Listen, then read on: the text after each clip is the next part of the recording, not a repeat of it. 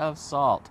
Short little preview for what we might be talking about this Sabbath, but a midweek pick-me-up. And to make you smile, we're going to show you some baby birds. Aspen, show them the baby birds. Come on, cameraman, pick it up. Yes, we're over at Colby and Autumn's in Omaha, and apparently there's a nest with some baby birds because they have cats, and I was noticing every time Colby let the cats out, these birds would swoop down and attack and chase them back into the house, and it was funny to see cats being chased off by little birds. So there they are. Yay. We had some of our own back in Texas, but they all grew up and flew off. So, anyway. Yeah, but we had two nests this year, like two mommies. Sets. Yeah, 2 sets.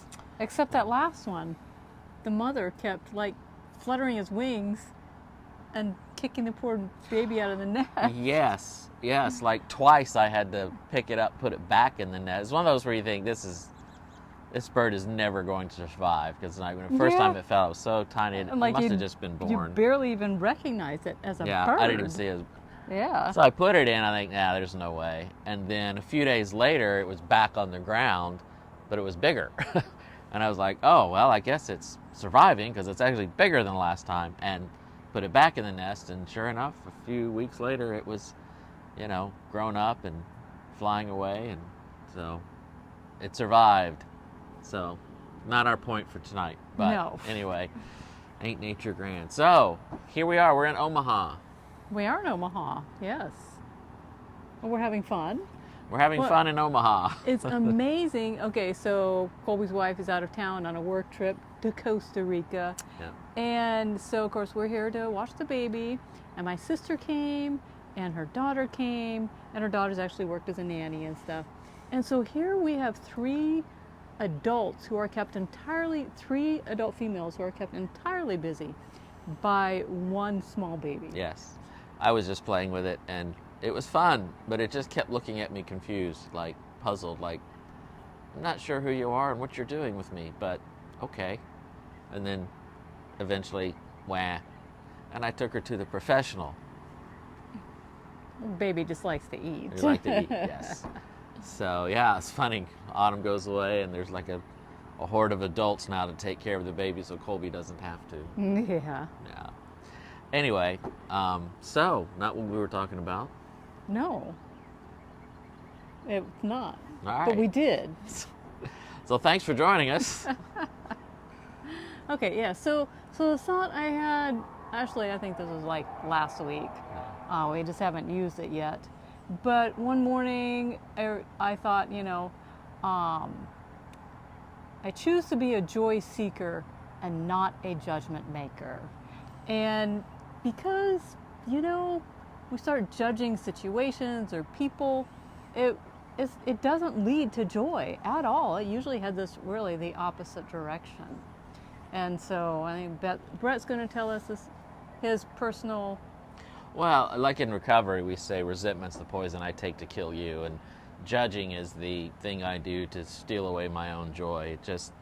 It never brings you any kind of peace or joy. And one of the common experiences we can all have, and have this brought to the forefront of our attention, is driving.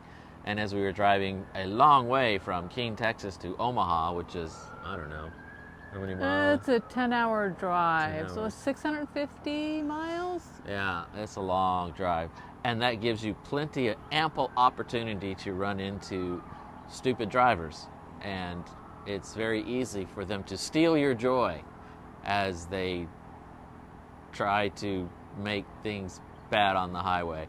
And so many times I'm driving along and somebody does something, I'm like, what is wrong with you? Why are you so dumb? Where'd you get your driver's license? Out of a Cracker Jack box? And there's no joy there. And then there's no joy in the car, and there's no joy with Aspen, and then I get stuck, and I'm like, I hate waiting. And then Aspen says, Patience is a virtue.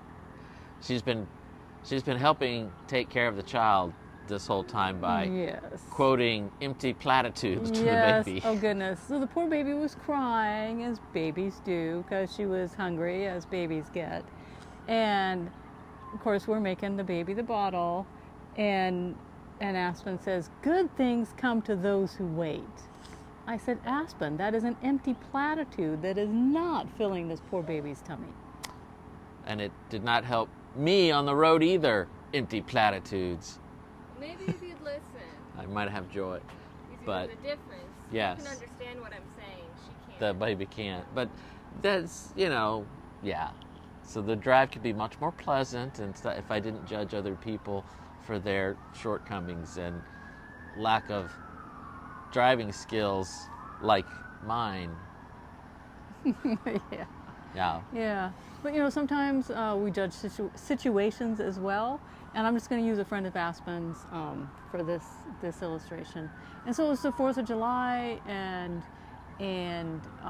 her family wasn't going to go watch the fireworks this year, and so she wanted to go to the fireworks with us. Well, her and her family always went to this one place. It was probably about 20 miles away from the actual fireworks, but then they would just see the whole thing from a distance, right? And she was just on and on about how much fun it was, and we needed to go over there. But, we've got our little spot picked out, and we're really close to the fireworks and that sort of stuff. So we were looking forward to going to where we usually went. And so we told her how awesome it was to go where we went. But she said, I have my heart set on going to the other place, and if I can't go there, then it just ruins it all basically, and I don't want to go. And so she didn't go see the fireworks with us.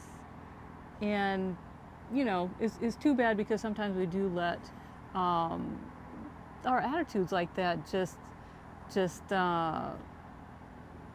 we don't have the fun that we could have had. Yeah, I mean, one of the things we want to explore a little bit of Sabbath is all the different ways we sabotage ourselves and let joy slip away because of, and a lot of times it's either judging ourselves or judging other people, and the truth is, most of the time, if not all the time, anyone outside of ourselves, we don't really know what's going on in their lives and their hearts and their minds and everything, and judging doesn't do anything but bring us down. And so we're going to talk a little bit more this Sabbath about how to, not let your joy slip away, and not let judging and other things, steal your happiness and peace. Yeah, so when you start feeling grumpy, just say, "I choose to be a joy seeker and not a judgment maker." I choose to be a joy driver and not a judging driver. It's such an easy place to start judging people, as your car. It really is. And let's all remember, it's a journey. Progress, not perfection. It's true. So remember that, Aspen, when we're in the car tomorrow. No. Anyway, yes, so we have much more. We're going to be here in Omaha for a few more days, and then we're taking off, and we're headed a little more west, and we may go up to east, north, northeast. Like, we don't know, Indiana, Wisconsin, eventually Michigan, and, so we're going to go all over the place. And we'll have plenty of opportunities not to judge. That's right. Yeah. You don't even have to leave the house to practice that one. I tell you what. It'll be fun. Yeah. All right, so thanks for joining us, and we'll talk about more and tell you more stories of this Sabbath, me driving without my glasses. That's always a fun one. Yes, especially in the dark. Yes, dark Yes. time, night, no glasses. Won't that be fun?